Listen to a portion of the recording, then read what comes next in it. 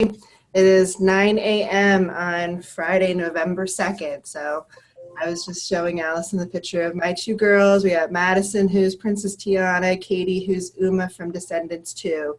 And this is my niece, Sibby, who is Princess Jasmine. So I hope everyone had fun trick-or-treating or handing out candy and kind of getting in the Halloween spirit this past week. So we've got a lot going on today. I know Michelle Walford's wearing blue and gold. I didn't get the message apparently in time, so I don't know if anyone else is wearing their blue and gold. I see Allison Brayfield in blue. Dante is. If you got your blue and gold on, it's supposed to be Spirit Day, so you might as well turn your camera on and show off if you're in the mood to be in the spirit for UD. Our agenda today, we're going to have Dante kick things off. Everyone should have gotten an email from Allison Brayfield around 6 o'clock last night talking about some urgent action needed for the website audit that's in process. So Dante will tell us what we need to do with that. I do understand a couple people got right on it and have taken action already, so we thank you for that. If you haven't got into that in your email list yet, he'll give you some background on what that's all about and what you need to do and why. I'll go and talk a little bit about our plan of work revisions, where we're at, and what we need you guys to do and be prepared for the trainings that are coming up in December. And then to lighten things up, we're going to have Michelle Walford share the state plate episode, since that was recently on but not probably available to everyone, or maybe not everyone was able to get access to it. So she did have it recorded through her DVR, I think, and so anybody who wants to see Gordon and Emily, and I think Mike Wazolkowski be featured, please stick around and watch that. Depending on timing, it may go beyond the 10 o'clock hour. So if you're willing and able and have the time and interest, stick around.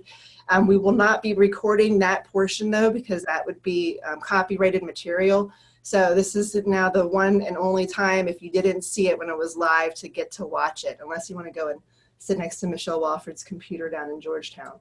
So we did send the link for today's First Friday meeting out to folks from Del State. I've been trying to look and see if I'm recognizing any names from Del State folks joining us. You might notice that they do come in and get on the line with us. If so, we really welcome them to do that, because we're talking about plan of work and the state plate, which had one of their staff members in it as well. So with that, I think I'll go ahead and just turn it right over to Dante, and we'll start talking about the website update. Okay. So we're going to move to a new website content management system. It's a system that the university is on as far as central sites. It's Adobe Experience Manager. You know, it's the same as WordPress in that it does all the same things. Obviously there are some significant differences. We'll have administrators like we have now. We went through and looked at all the cooperative extension sites, and I'm going to talk about the audit in a minute, but we also looked at the number of users. So initially, Michelle Rogers, Christy, and I sat down and we kind of tried to come up with a plan of attack, and I'm sure that'll evolve. To give you a little background on the why, the main reason is this is a centrally supported solution. You know, UD's invested a good amount of time and money in Adobe at this point. The main UD site, udel.edu, is on it. Sites like HR have moved on it, and we would be the first college. The biggest thing for us, as I talked with the dean and Michelle, is we wanted Canner and Extension, because we're all the same thing, to be on one single site and do it at the same time. So this will all be one site. You know, but there'll be different navigations, obviously. Like we'll have the same main navigation, but different side navigations for Extension and Plant and Soil Science and so on and so on. So there's going to be no RFP process. You know, this is going to be done here in-house using, like I said, central support and in the Office of Communications and Marketing. So at this point, basically, we need to finish an audit of the Extension site. So we're done one of Canner, which Christy did and Michelle helped with, and now we're going to move on to Extension. And I know the note was sent out and some people already jumped in, and that's wonderful. It'll be it'll take some time, but I think once you get a rhythm with it, basically what'll happen is you'll get assigned pages that pertain to your subject area. You go through, you follow the instructions, and the key thing is, are we keeping it or are we not? And I can't remember the number, but there's 6,000 plus extension pages. Obviously, we want to cut down where we can, but everybody understands that this is the outreach arm of a land-grant university, and the whole point is we need to be pushing out content and educating the public. So, it'll basically, you just go through the form and you're saying who your target audience is, who your secondary audience is, things like that. And does the content need to be rewritten? And at some point we may merge pages. The whole point is a better user experience. Some pages we may eliminate completely, but it'll be a newly designed website, more dynamic than the site we have now. And like I said, it'll fit under the college and under the University of Delaware. So we'll all be together under these udel.edu domains. And I mean, we do have some time. It's not like it's due at the end of this week, but I'm just scrolling through and looking at the timeline that Office of Communications and Marketing gave me. So what we're trying to do is, no later than December 3rd, decide what are the sites, what are the pages within sites that are coming to, will be coming into Adobe Experience Manager. And I'm talking with other units too, like the Creamery and UDBG, and some of them may not make sense to bring in, but as far as the general college content and extension content, the plan is we're bringing all that in. And they listed out a go live date of July 1st. I had never been through a full website revamp myself. I just wanted to put that out there, but I feel like the faster we move on this, the faster we get it to them, and I'll hold out hope that we can beat that deadline. So we're not going to be rewriting content right now. The point is just to go through and do the audit, take a step back, look at it, and then we'll decide who are the admins, content authors going to be, and we'll set up meetings with Office of Communications and Marketing to put everybody through training. Anything else you wanted me to cover, Jen?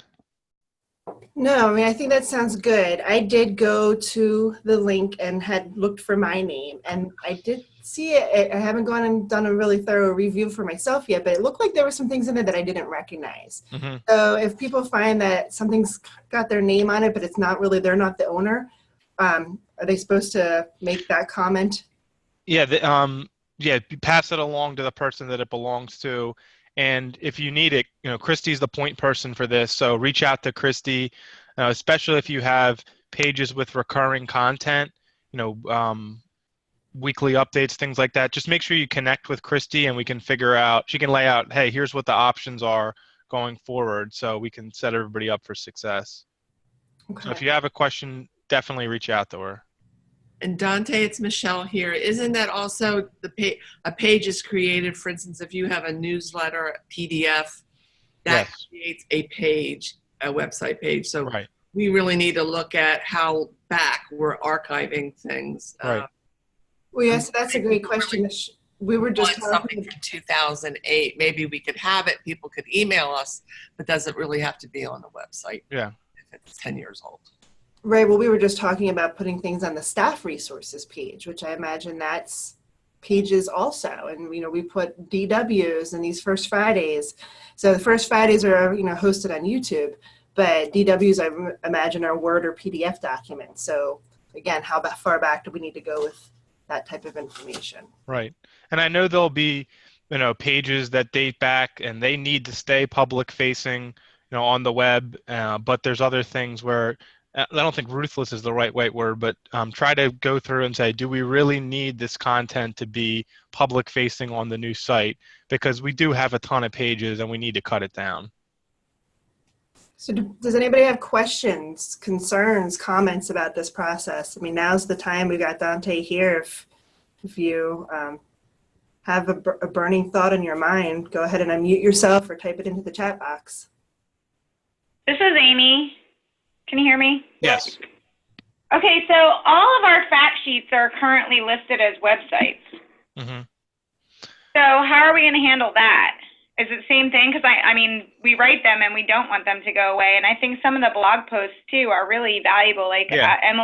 Emily's weekly crop updates and those kinds of things. I can't imagine you'd really want to ditch a lot of those.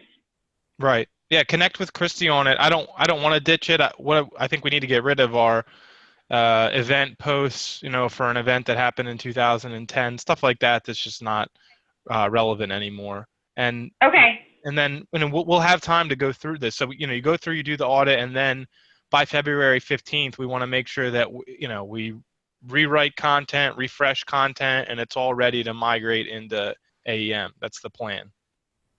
Okay, so are we gonna maintain all of our fact sheets then still in the same way where they're individual websites, or? That's a good question.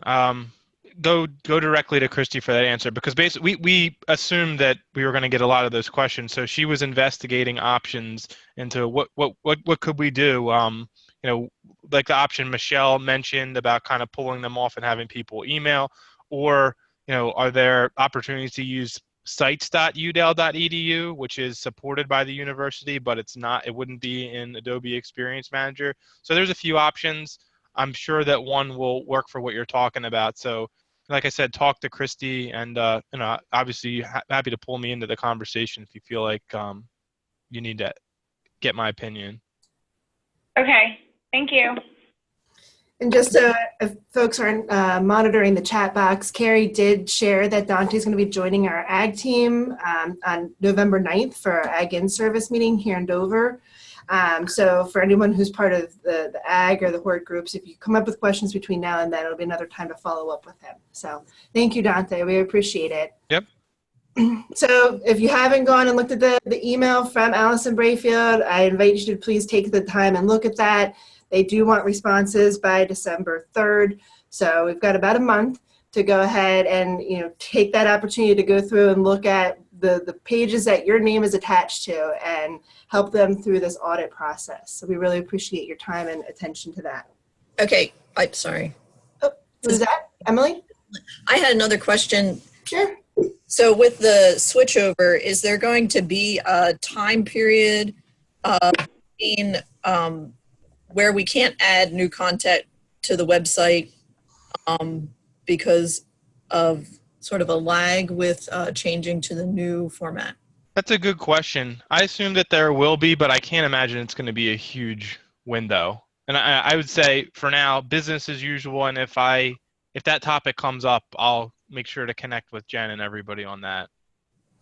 Yeah, I just was wondering because of so the July, with the last switchover, we had some issues with the weekly crop update. Mm-hmm. It's major changes every week, and additions. And last time there was a major change, we lost a bunch of stuff for several months. Mm-hmm. Presumably because, there was a time period there where things weren't going to the new site. Right. Yeah, I'll definitely connect with both Christy and our point of contact, April, in OCM about that kind of blackout period and what that would look like. I don't know what kind of promises I can make and can't make, but I got to imagine, just a guess, that this is going to go more smoothly than the last one because that was an external company. I obviously wasn't here, but some of you, I'm sure, know the history with Two Fish. So, this will be managed in-house. And like I said, the whole point is for central support from groups like Office of Communications and Marketing. So, when we have issues, I'm going to raise them and, ask that they address them quickly. So Dante, in the chat, Amy's now asked if will link addresses change? Yes. The URL is going to change. We're going to set up redirects and vanity links where we need to. And then I'm sure there's going to be a period with broken links where we're going to have to go through and clean all that up. And Christy and I hope Michelle will be paying close attention to that. But yeah, the URL is going to change. It's going to move to udel.edu/Cantor/extension, but you don't need to print new materials. We can set up whatever vanity URL we want to match what it is currently. So to me, the user is not even going to notice that. When they're typing it into their address bar, it's going to switch over quickly, and unless you're paying attention to what's going on up there, you're not going to know the difference. But yeah, there probably will be links that break, and we're going to have to address that. So, and usually there's kind of the test period before we go live, and we're going to try to test out as much of that as possible, so that when we push it live, we have as few broken links as we can. Amy, I don't know if you want to unmute to say something about Faculty 180.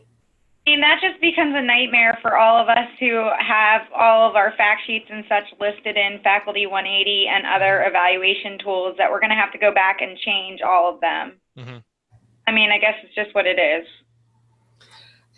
I mean, from what I've heard, maybe Dante or others say in the past, it's pretty typical to do a full website revamp just about once every 5 years. Right. So it's probably just a nightmare that everyone has to go through once every 5 Well, I think we need to sit with Christy about a different kind of repository for fact sheets, because it seems silly to have to go through this every 5 years. Right. That's a good question. I think that's definitely the fact sheets and things like the weekly crop update, where we want to maintain things for a long time anyway. Maria's asking about how it will work with county calendars posting events. So that calendar part, isn't that just sort of embedded within a web page? Yeah.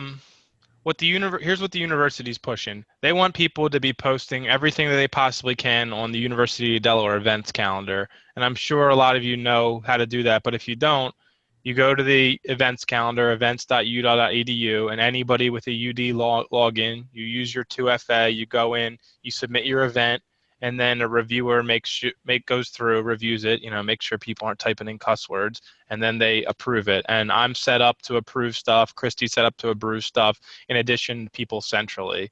So that's what they're looking to do, and that was one of the reasons why they took events away from Udely, is they want us to be posting everything there. So from there, right, you upload your content to the events calendar, then we can set up tags, and we can pull events to our main page. So where I came from in health sciences, we were doing that. You could go through things that were categorized as College of Health Sciences. You could pull them to your home page, or wherever you guys decide we want to end up listing them. And because I was an admin, and I'm sure we can have an extension person that is an admin too, there'll be groups around the university that will just categorize everybody, so it pulls up on everybody's event feed. Like Career Services would do it all the time to us, because they wanted students to attend events, and I would just go through when one of their events, an event popped up that really wasn't health sciences, and I would untag us so it didn't populate on our feed. So maybe we end up doing it a different way, but to me that's the most logical way to do it. You can populate the upcoming events that way. You could populate a certain amount on the home page, and then we could always have a secondary page that goes a couple levels deeper. But I think that's the easiest way to do it with what the university is pushing. Okay. Kristen is asking, we have developed a need for a new page. Is everything on hold until July and this new web page is rolled out? So right. No, if there's a reason you need to get the page up, obviously federal funding or whatever, let's talk about it. If you can, enter it into the communications request form, and let's add it. I mean, that's gonna stink sometimes that we're gonna create a page and then have to move it over, but we're going to need to write out the content anyway, and we're going to need to, it's not a copy and paste from WordPress to AEM, but we're going to need to write the content and take it over to the new site anyway. So no moratorium there. It's good to know. Thank you. Then Maria, one last question. Will the county offices still have a home page? Yeah, it's pretty much taken what, I mean, I guess it's part of the audit, right? So here's how I imagine it generally, right? I mean, we're going to decide how we want to structure the site, and Christy and I Michelle will obviously contribute heavily to this, especially on the extension side, need to go through and make a site map of how everything connects from the college home page all the way down to the last small page. So I'm imagining you come to the college homepage, you have your navigation, which Christy and I kind of already sketched out and shared with April and OCM. Extension is one of the drop downs, right? So you could go from there to extension, but more likely people are going to go right to your URL. You come to the extension homepage, and you have the college navigation up top, and you have a custom extension navigation, right there, heavily featured on the homepage. And then we're going to get to decide what does the content look like. Now, I'm imagining a kind of a, they call it like a hero image across the front, and we could rotate that based on timely priority. The events feed would make a lot of sense. A news feed of recent news stories would make a lot of sense. So, we're going to lay it out, talk to Michelle, that level, and then I think I would go through the same exercise with Maria and the other county directors. So when you click through to the Newcastle County page, what is it that we want to see? How do we want everything to be structured? I mean, the whole point is obviously quality user experience, and people get to content in as few clicks as possible. I guess from my own perspective, I don't know that a county page, I might rethink this statement, but I don't know if a county page is so much necessary as long as there's like a contact us, and then within there you could have all 3 counties on the same one with our address, our phone number, and a point of contact. Right. Because I think most people could go through by program area to figure out who they want. Or with the staff, where it lists who the staff are, where we can then identify who's in which county. But I think there's different options there, and we can figure that out. Okay. Well, thank you, Dante. It's about 9:22 now. If folks still have other questions, Can I interject a quick question? Yep. I was just on the spreadsheet looking at it, and we're supposed to put something in column I. But there is no column I on the spreadsheet. It goes right from H to J. And I just wondered, we're supposed to put like the purpose of the item in column I, and there isn't a column I there. So somebody might want to check that out. Sure. Yeah. I'll see what it is. Maybe there's a column that's hidden, but I'll go in and take a look. Thanks. I think a lot of people are in there right now. It's kind of laggy for me, so we got to take turns. Yeah, I can see. I think it is. It's like really compressed. It's just a thin little line. So I tried to expand it, but that didn't work. So. Yeah. Okay. Well, thank you for pointing that out, Sue. We'll get that fixed. Okay, everyone. Well, thank you, Dante. If you have other questions, you can go ahead and put it into the chat box, but I'm going to go ahead and switch gears and start talking about plan of work stuff, because we know we love that topic. And we will, I think David Owens is asking if we can download the Excel file. I think the purpose of putting it on the Google Drive was so that Christy wouldn't get a lot of different versions of it, but if you wanted to do it for yourself, you usually can. Yeah, I would really prefer not to do that, to keep everything online. It'll be more dynamic that way, and pulling stuff out and putting it back in. We just don't want to have a whole section disappear. Okay, thank you. All right, so first things first for plan of work discussions. So October 15th was our deadline to have all of the reporting done from July through September. Everyone's done a really great job with that again, and I thank you for that. There are a handful of folks, I'm not gonna say your names out loud now, but if it makes you feel any better, I'm one of the people who hasn't finished my September either. I got it started and I haven't finished it. So we got to just, the last couple of us, get in there and get that wrapped up. It has been very helpful for me. I've shared a couple of times that I already used the first 6 months to create a whole staffing diagram for Dr. Rogers when that was requested by Provost Morgan. So it's great that people are getting in there and really keeping on top of things. And it's going to help you finish out the year. So you're going to have, 9 months done, and the last 3 months will be pretty easy for you to finish out. And it's important because this is why we're doing all of this planning and reporting stuff right now. So at the conference, those of you who are able to attend, again, I thank you and I thank the people who stepped up as facilitators for each of our 7 teams. I think that was really, it was a good exercise. We got a lot of good information out of that, and I've been busy since looking at the plan of work and toiling over how to make some changes and where things go within that document. So when you were there, you were in a particular team and you got to see one of the new plan areas. And so what I wanted to do today was I'm going to share my screen. I'm going to show you a Word document. I'm calling it the annotated changes so that I can go and tell you what's new and different about each of the different sections. But I've created a cleaned up version that's turned into a PDF. I will maybe try to just get it squeezed into the DW today and add it as an attachment. We'll also put it on the staff resources page. My recommendation is you'll print out that cleaned up version of our new plan of work, and before the trainings in December, what I really like you to do is go through and circle or highlight or check box all of the different outcomes and indicators that you feel you're working in and under. That way, that will really help us create the skeleton. You won't be looking at this with fresh eyes. You're going to really be able to know what you want the skeleton of your individual plan to be in December. So it'll make that process much, much easier. And then when I finish going through the changes that have been made to date and kind of just our plan as a whole now, I'm going to talk a little bit more about that detailed Word document, which I know some folks are really good about updating every year, but others haven't. You know, I definitely see some old dates in there and things that haven't changed from one year to the next. So we're going to be doing a big push on having those detailed plans be part of your 2019 plan. And as much time as you might have between now and early December, if you want to think about that, that's great. But we won't make turning in your plan due until January 15th like we have in the past. But the more time, if you have time now to work on it, that would be great. So, okay, I'm going to share my screen.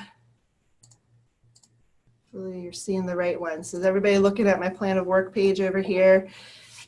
So the sustainable food and production systems, or sustainable production systems for ag and urban landscapes. As you guys have hopefully all heard, we did change this a little bit. It used to be a pretty simple one-box plan for the ag group, or most of the folks working in the ag area. We got rid of the local urban food production and access plan and merged it in with this one. So these 2 boxes shaded in light orange came over from that plan area. One of the decisions that we made as a leadership team from UD and Dell State was that we know the millions of indicators, and that's an exaggeration. It's only hundreds of indicators that we have, but it's a lot, and it's hard for people to sometimes scroll through and figure out what they want to select and what they think they'll be reporting on. So we said any way possible to, start getting rid of some of these indicators and having fewer to choose from the list would really be great. And so one of the decisions that was made was under the learning outcomes, we normally have, it's about CASA, knowledge, attitude, skills, and aspirations. And the suggestion was made that instead of having, we had 3 bullets under each of them, pretty much as a minimum for almost every single learning outcome was about knowledge gained, skills gained, and plans to adopt. Those were the aspirations. And then in some cases there were attitudes, confidence or how they feel about something. The recommendation was made to merge gaining skills to use or do something and planning to adopt, because we couldn't really, we weren't sure how different those were, and didn't know if it was necessary to have gaining skills as its own individual indicator anymore. So that is what we did. We merged them together. So you'll see that change across the board throughout the entire plan of work. So I just wanted to point that out here. And other than that, the outcomes and indicators for the kind of what we call the Ag BMP plan area, these 2 outcomes here, short-term and mid-term, have not changed. In the urban plan area that came over, there were a couple minor changes. First of all, it was recommended in this particular set of outcomes here, the last box, to remove urban so that it was it didn't give the sense that you had to be working in an urban setting. So if somebody was doing a community garden in more of a rural environment, or a school garden, or any other type of small gardening or farming operation, if it wasn't in a city, they could feel like they could put this in here. And so that's just really providing that knowledge and the skills to do any type of non-traditional agriculture. So urban's been struck from the outcomes there. We did keep urban right here, urban gardens and farms, but I guess you could really consider that any. We also previously had pounds of produce produced and farm sales listed as an indicator under these this urban outcome area. But when that group was really doing their brainstorming at the conference on conditional, those big long-term outcomes, they came up with some information, that they said they would use to measure what the conditional outcome was, and I neglected to even reveal that to everyone. So Delaware agriculture and food system businesses are profitable and competitive, and food insecurity within the state is decreased. So big picture issue. We know no one is probably evaluating that right now. We don't expect anybody to go out tomorrow and have a survey that you're going to give to anybody to measure that. We know these are big things. We're going to have to use partners, that collective impact that we were talking about at the conference, to really think about how we might measure that. But one of the things that that group came up with was crop yields and some information from NASS on the financials, so farm income or gross sales. So we got rid of those indicators under the action, those midterm outcomes, because really we do think that is a big term outcome or indicator. So again, the indicators that you'll find listed in the conditional outcome column, we probably don't necessarily ever expect you to go and report these into the planning and reporting system online, but you'll use this type of information to help write a big impact statement and put that information together to tell the story. So I don't know if I mentioned, I don't see the chat box right now. Let's see, I don't know if anybody has comments or suggestions or questions to add to any of these areas. Please go ahead and provide them to me. You can put them in the chat box. You can email me separately. I am really looking to lock down what's in the Word document and then start copying and pasting it into Lampers as I create our new group plans. And I'll be doing that over the next couple of days. So now's the time. If you want a wordsmith, it's easiest to do it in Word before I have it into Lampers. And I know all of you have seen some of the spelling mistakes and, little missing words here and there from, that we've lived with for the last 5 years. So if you see something that should be changed, please let me know about it. So if there's no questions on the ag sustainability area, the next section was nutrition and wellness. This group has given us a really great, thorough situational statement. Their conditional outcome that they settled on at the conference that we've then discussed. Amy, I see, yeah, I could put this on Google Drive, sure. I've done that before. I'm really looking for responses pretty quickly, so I could probably do that today. But I want to start doing my input into Lampers next week. So I'm not sure if people will all get to it, but yeah, I can do that. So nutrition and wellness, they came up with Delawareans are healthy and have a good quality of life because of decreases in chronic disease and substance abuse and increases in mental health. So I think I actually put that sentence together. They came up with the components of it. The good quality of life, they're healthy, and they identified chronic disease, substance abuse, and mental health. It's kind of the three main areas that we work on to address, but that are also part of the big issues that were identified in our needs assessment.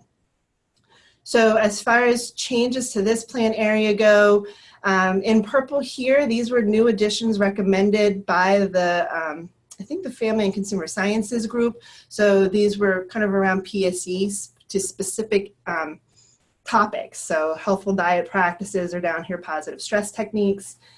I did delete an indicator under the positive stress techniques. We used to have one that said number of participants who can list positive stress techniques. I had asked, is that really any different than that they they know something, they've gained knowledge. To me, it's evidence that they've gained knowledge. So instead of having it be a separate, completely different indicator, that one's now gone. And if you measure the fact that somebody can list positive stress techniques, you would then just put those number of people under knowledge gained. So again, here's one more PSE addition that's added. And I think that was it. So that plan area is really pretty much the same as far as the short and the midterm outcomes and indicators go. So just a couple of additional indicators that you may select from now that were not available in the past. In the food safety area, I know Kathleen is waiting to get a little bit of feedback still on the situational statement. So that's probably going to get tweaked a little bit over the next couple of days.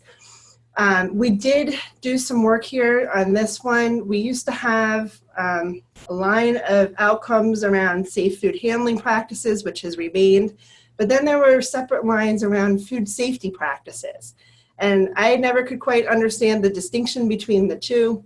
I think it was just different groups use different terminology. And so we've all agreed to just go ahead and get rid of it and put everything into one.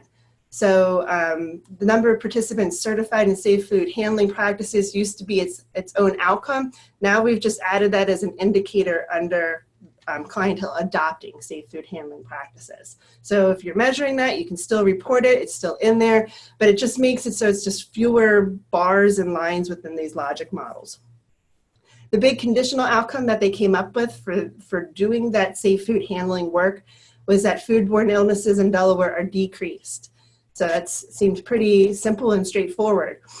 The monkey wrench that I threw in there for them, though, was that some of the things in our needs assessment that came up as important were clientele understanding food production practices and the food supply. And so working with Kathleen and kind of talking about that topic a little bit, we've proposed new outcomes, learning, action, and conditional around that. So again, I would really welcome feedback on this for anyone else who thinks they do this.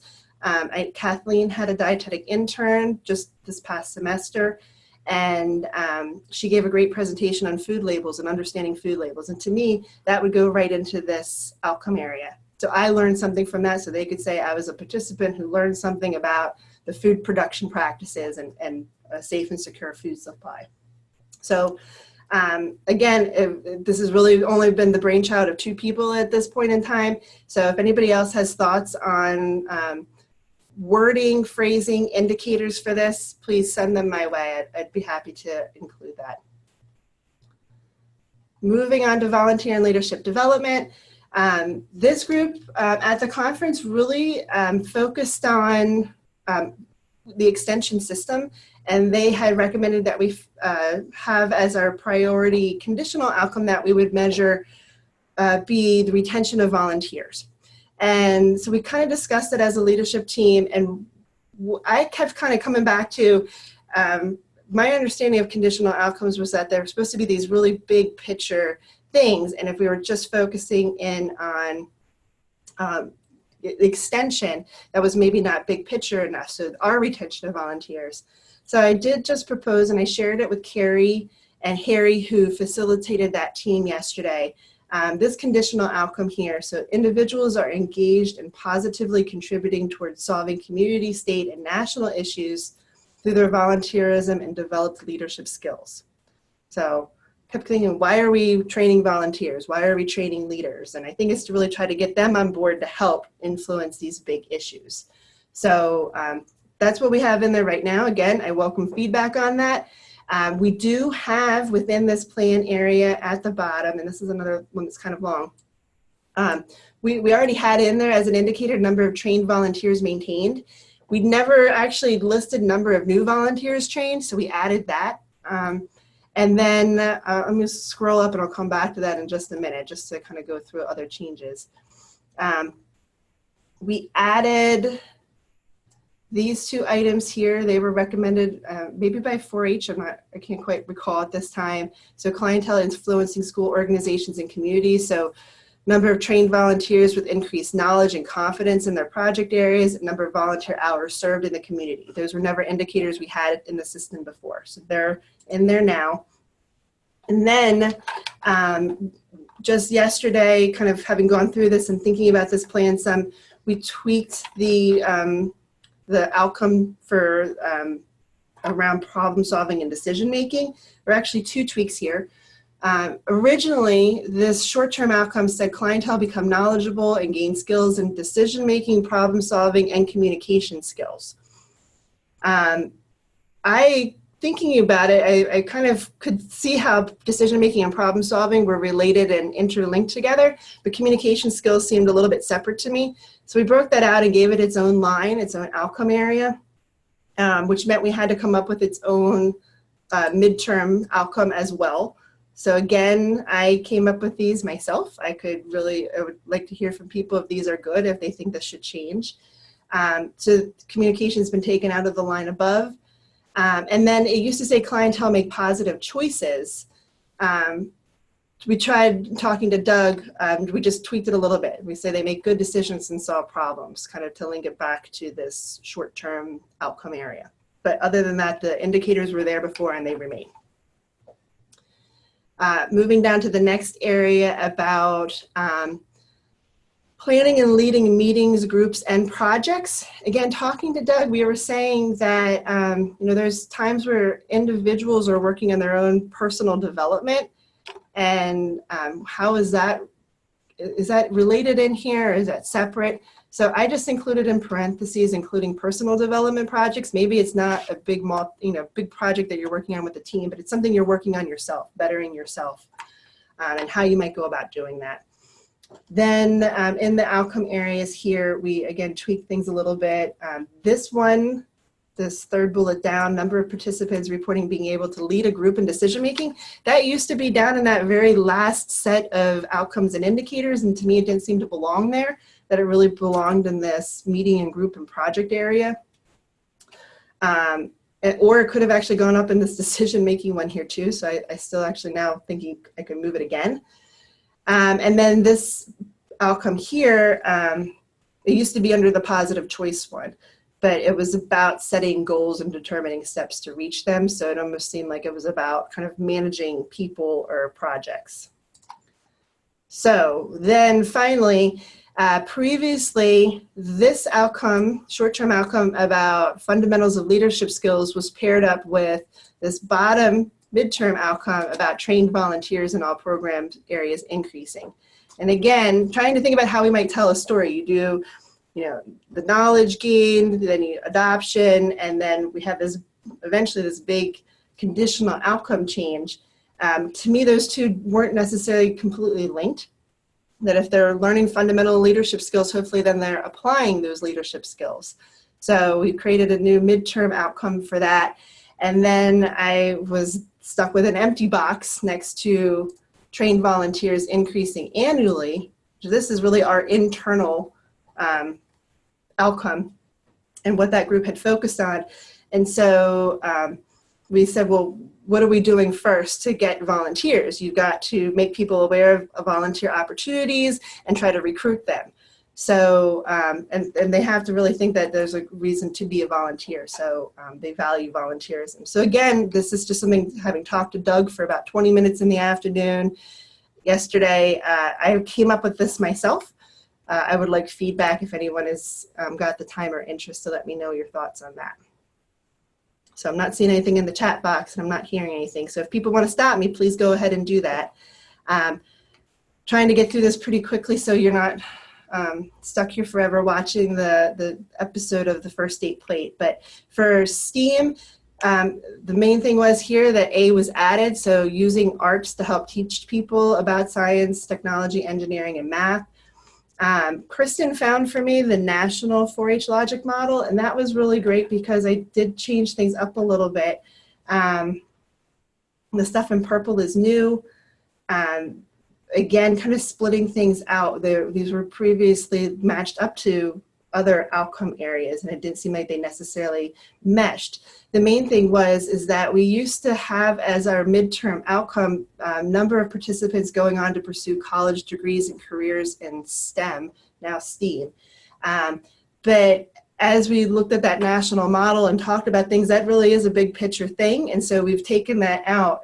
So we needed to fill in that outcome box for midterm, since that's now an indicator under the conditional outcome. So I'll let you guys go through and see how this is. Again, I welcome additional thoughts on this. Economic development. This used to be the long titled plan area about individual, personal, farm resource management. Maria was a very great help along with Andy Wetherell coming up with the situational statement. Not a lot actually changed in this area. We did, when we busted local urban food production up, we were going to take some of those outcomes and put them into here. Once I did that, they were completely duplicative and not needed. So everything is really here already that had been in that plan area. The only change to these outcomes is that this line about this may include college readiness, and that was added because that was something that was important in our needs assessment. So their big conditional outcome is that individuals, families, and businesses have financial security. And then finally, the last plan area, or 7 of 7 now, is environmental stewardship in a changing climate. The big change here was that obviously we merged the environmental area and the climate change area together. This group came up with the conditional outcome around Delaware communities and businesses are climate resilient and minimally impacting natural ecosystems. We tried to make it a little bit more streamlined. It was kind of long before. We had completely separate outcomes around conservation. So we had protecting our air, soil, and water, or trying to improve them, and then conserving them. So we just merged them together and said protect and conserve. That seemed pretty good because often what you do for one benefits the other. Nothing has changed for landscape management or IPM outcome areas. And then as far as the climate change areas go, I have changed them and just tried to make it really simple. One big area now that's just about perceptions of climate change as a short-term indicator, and then increasing knowledge of mitigation and adaptation practices. And then the midterm is their adoption of them. There is one final new outcome area that has been added, and that's around balancing regulatory programs with environmental focus. So that again was something that came from the needs assessment. So I worked with the program leaders to get their input on this. This is something that I think Sydney is planning to be able to do a big data dump from all the people who go through their certification programs, and we can put in the number of people certified in an environmentally focused area. So it doesn't have to just be nutrient management. It could be, if you have done something to help people get continuing education credits for pesticide programs, you could put those number of people in here, and we can add them all up and show that these are the people who we've helped maintain their employability for working in ag for balancing environmental regulations. So those are all of the changes. I know I've kind of gone on for a long time. What I said before is really, I think it would be great to print this out, circle where you think you're going to be working, and then bring that to the training in December. Also, so since most people have already completed all of their reporting up through September, if you have time before you come to the December training to get October and November done, that would be really good, because then you would have almost an entire year to look at how you did report in the past and take those number of days and those outputs and use that to develop your personalized plan for 2019 and figure out those details. So it's these SMART goals is what we talk about having in that Word document. So, specific, what are you doing, for who's the audience, where's it going to be at, measurable, how are you going to do it, is it going to be in person or a webinar or a fact sheet, hopefully it's achievable, you're not overshooting, relevant, why, what's the purpose, so tying it into that conditional outcome, hopefully you have that why you're doing it, why it's important. And then when do you plan to do it? Will it be in the spring? Will it be in the fall? Will it be January 14th? If you have that specific information, you can put it in there. My other tip, if you are able to go and do your reporting for October and November before the training, I'm completely okay with you projecting out December. It's only 3 weeks. We know there's going to be holiday parties in there. We know some people are going to take some time off to get some of their shopping done. And we know some folks are going to spend a day or two getting their reporting in. So if you want to go and just project out and say, well, I'm going to do a little bit more time on reporting or doing my plan of work for 2019, you can estimate all of that and just plop it in, and then you have a complete year and you're done by the beginning of December instead of the end of December. So that's fine if people want to do that. So are there questions for any of this plan of work stuff? Everyone's been quiet. So Amy, I'll upload this to Google Drive when we get done. The trainings in December, Monday the 3rd is here in Kent County. We'll start at 10 a.m. Tuesday the 4th is in Sussex County, and I want to say that's at 9:30. Wednesday the 5th is Dell State, again, I think at 10 a.m. And then the following Monday, December 10th, is up in Townsend Hall. Right now it's scheduled from 2 to 4 p.m., but I just found out that there's going to be the fall faculty meeting starting at 3 p.m. So I think I might just move that up to 1 to 3 if that would work for everyone. That way the people who wanted to go to the faculty meeting wouldn't have that conflict. So I just need to make sure the room's available. So look for that update. Any other questions? If not, I'll turn it over to Michelle and we can have a lighter topic and see the first date plate. Okay, so Amy's coming to Dover. Maria, are we to bring anything to the meeting aside from our circled sheet, a laptop? Yes. If you can have your laptop so you can actually do it physically right then and there, that's what I would recommend. So yeah, your circle sheet, your laptop, and then if you have that detailed Word document, that would be great too. For how many hours for Lampers? Typically within a year, you're going to put in about 200 days of work. So it counts everything as days. So if you knew that you were on an extended leave for a period of that time, you wouldn't be near there. But if you factor in, the typical amount of time most people use for vacation and sick leave and taking out the holidays, it's around 200 at the end of the year. Okay. All right, Michelle, thank you. So for those of you who didn't know, some of our staff members were featured in a television show called State Plate. The host is Taylor Hicks. He was the season 5 American Idol winner. And he's gone on and developed this show.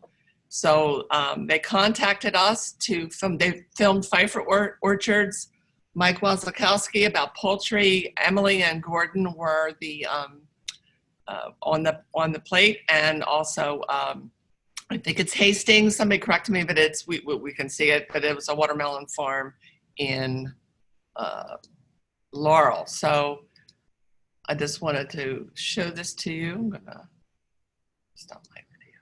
Okay. So this was they were here for about half a day. I just wanted to show you. They let us take pictures behind the scenes. So they were here for about 4 to 5 hours. Awesome. Yeah, they did a good job. They really did. It's just amazing though to watch them do it and retake and do different cuts, and it was just pretty cool to see that all happening, and for like 3 minutes on camera. Well, that was really neat. I appreciate that. I'm glad you shared. Thanks for everyone sticking around. I know we went long, but I was willing to do that and get to watch that because I didn't get to see it live on TV. So good job, Emily. Good job, Gordon. Good job, Mike. It was really great seeing everybody on TV. So hope you all have a great weekend. Daylight savings time is Sunday. Election day is Tuesday. So have a nice Tuesday off and make sure you vote. And if I don't see you before the December trainings, have a nice Thanksgiving. Bye. Bye-bye.